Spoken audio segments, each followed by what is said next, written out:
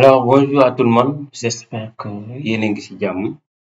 Alors, aujourd'hui, nous allons essayer de voir comment tracer les graphiques avec Excel 2021. Alors, nous avons déjà une liste des élèves qui ont effectué leur composition de premier semestre. Nous avons aussi les notes de français, histoire, géographie, anglais, informatique et mathématiques. Nous avons aussi la somme totale des moyennes, des notes de chaque élève. Nous avons la moyenne de chaque élève, leur rang et l'appréciation. D'accord? Maintenant, ce que nous allons faire, c'est quoi?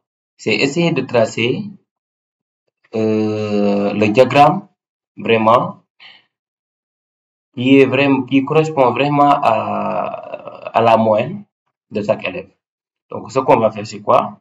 Ce qu'on a besoin, c'est leur nom, leur prénom et leur moyenne. D'accord? Pour tracer maintenant ce diagramme, nous allons sélectionner ce que nous avons besoin. D'accord? Si c'était euh, les sommes, la somme des notes, on va les prendre. Mais quand même, nous avons besoin de la moyenne. Nous allons sélectionner tout ça. D'accord? On clique sur CTRL enfoncé, c'est-à-dire contrôle. On clique sur contrôle. On le laisse enfoncer. On vient sur la moyenne. On fait clic gauche et on sélectionne. Est-ce qu'on est d'accord? Donc, on a sélectionné les noms et les prénoms ainsi que les moyens. Ce qu'on va faire, c'est quoi? Aller sur onglet insertion. Il y a une partie réservée au graphique. Donc, je peux choisir ici, mais pour avoir beaucoup plus d'aperçu sur les choses, il faut cliquer sur cette petite flèche. Voilà.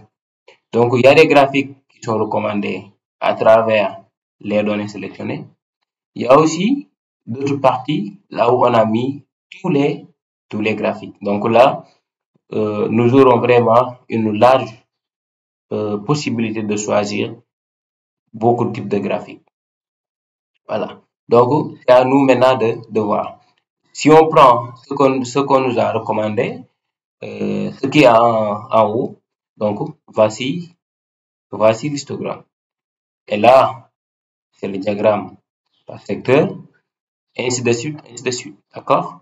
Diagramme en barre, diagramme l'entonnoir, et etc. D'accord? C'est à nous maintenant de choisir est-ce que c'est ce que nous avons besoin ou bien nous n'avons pas besoin de ça, nous allons aller chercher d'autres. Et on vient ici pour tester d'autres ici. Est-ce qu'on est d'accord? Il y a des courbes, vous voyez bien, il y a les courbes, il y a les secteurs, les barres, d'accord? Il y a l'histogramme, etc., etc. Ce que je vais faire, c'est quoi? C'est essayer de choisir un diagramme. Maintenant, je choisis ça. D'accord? Je vais choisir ce type. Et je clique sur OK. Et voici le diagramme. Je vais le faire descendre tout à fait en bas.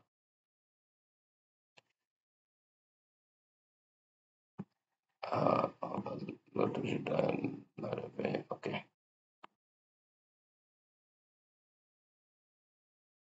Voilà. Maintenant, si toutefois que j'ai inséré le diagramme, automatiquement, tout à fait en haut, on voit deux onglets qui s'ajoutent. Création de graphique et mise en forme. Maintenant, ça peut ne pas être le même cas, surtout avec l'écriture. On peut écrire autre chose. Mais pensez-vous que les deux onglets qui s'ajoutent sont les mêmes choses, d'accord? Ça dépend de la version de votre Microsoft. OK? Ce qu'on va faire en premier, c'est essayer de voir les choses qui sont disponibles avec les graphiques. Qu'est-ce qui est disponible? Si on clique sur ce petit ce petit bouton, élément de graphique, nous avons beaucoup de choses. En premier, nous avons axe. Axe, c'est-à-dire les axes. Nous avons deux axes, abscisse ordonnée. Maintenant, si c'est coché, ils seront affichés. Si c'est décoché, ils vont disparaître. Vous avez vu. Si vous avez besoin de mettre les axes, tant mieux. Si par contre, tant mieux aussi. Donc, si vous avez besoin aussi de mettre l'un et laisser l'autre, c'est à vous de choisir avec cette flèche. D'accord? Et vous allez cocher l'un, décocher l'autre. Est-ce qu'on est d'accord? Alors, toujours avec cette flèche, il y a titre des axes. Les axes, on peut les titrer. Par exemple, si on veut les titrer, on peut cocher cela. Et en bas, nous avons titre. On l'écrit. Nom des élèves. Hein.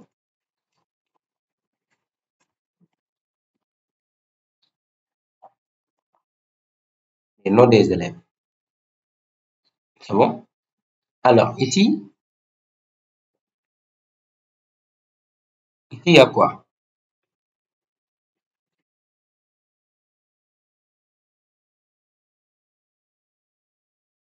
Moyenne des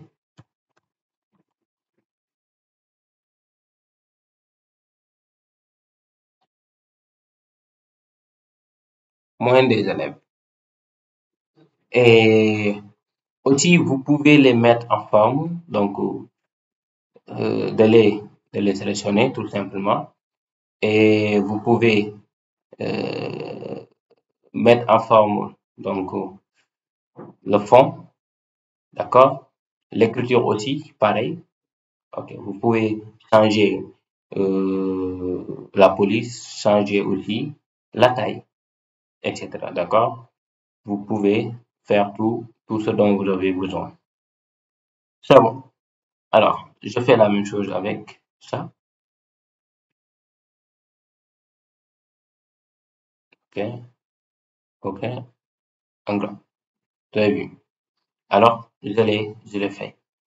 Peut-être que c'est pas joli, mais c'est à vous maintenant de voir ce qui est cohérent avec ce que vous avez besoin. D'accord? Alors, je continue encore. Là, nous avons le titre du graphique. On l'a coché, c'est pourquoi on voit ici le titre. Si on a décoché cela, on ne voit plus le titre. C'est bon? Alors, à travers cette flèche, on peut la voir au-dessus du graphique, c'est-à-dire tout simplement en haut. Superposé, centré, vous voyez? Donc, ça va entrer au niveau de notre graphique. Si c'est au-dessus, c'est en haut. Si c'est superposé, vous voyez. D'accord? Et il y a aussi d'autres options. Donc, je vous laisse découvrir cela. C'est bon? Alors, le titre, je vais le nommer quoi? Graphique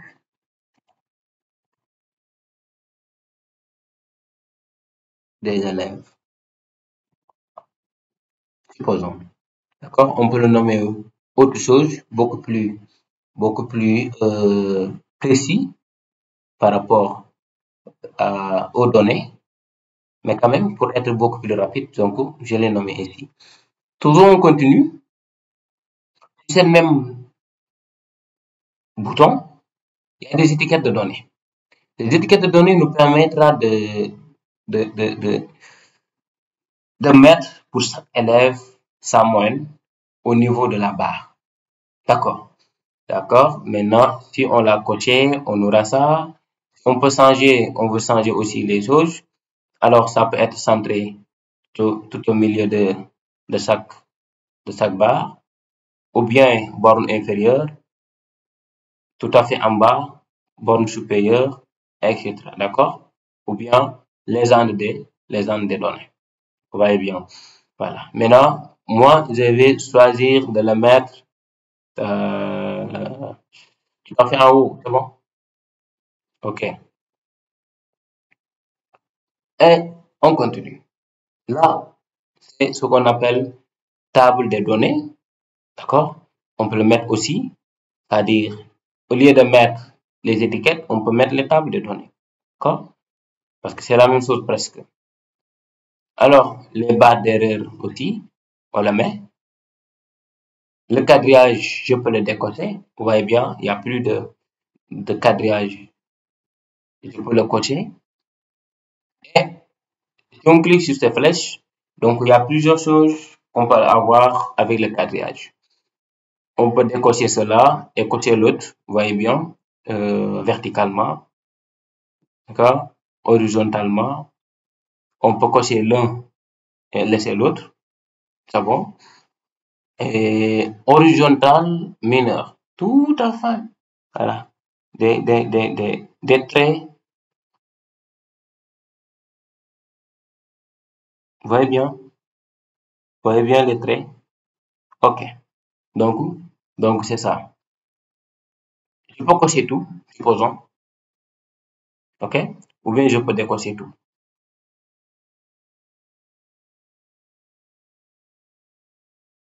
Est-ce qu'on est d'accord? Ok. Alors, nous avons aussi la légende.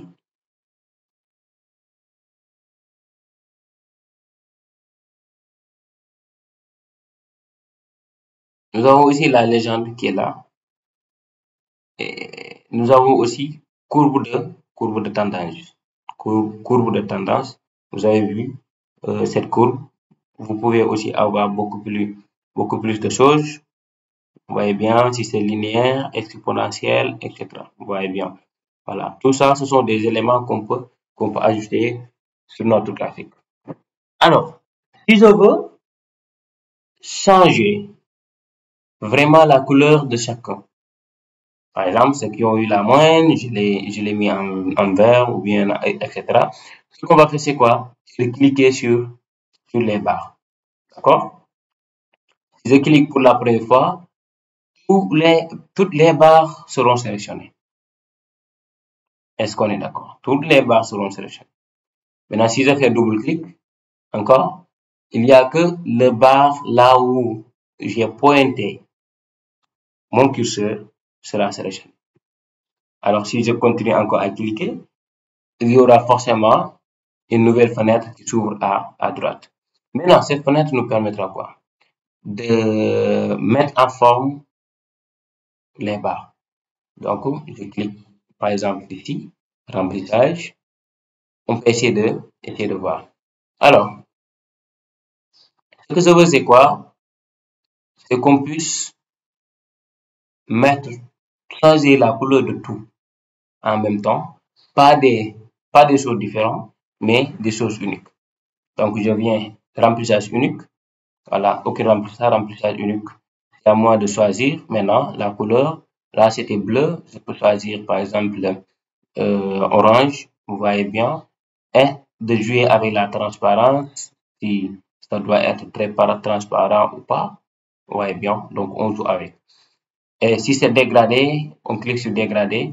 Ensuite, on joue avec cela. Vous voyez bien. Je peux changer les couleurs.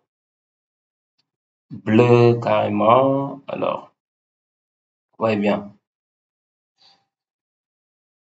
Et on voit. Vous voyez bien. Alors, on peut mettre des choses très cool. La lumière, on peut le diminuer. Vous voyez bien. On peut augmenter aussi la lumière jusqu'à, jusqu'à avoir ce qu'on a besoin. D'accord. Là, je mets à 0. OK. La transparence, alors on essaie de voir si c'est transparent ou pas. Ça doit être transparent ou pas. D'accord? Maintenant, c'est à nous vraiment de voir ce dont on a besoin. C'est bon. Alors, il y a aussi remplissage avec image ou texture. Vous voyez bien les textures. On pourrait insérer une image, on pourrait insérer des textures. D'accord.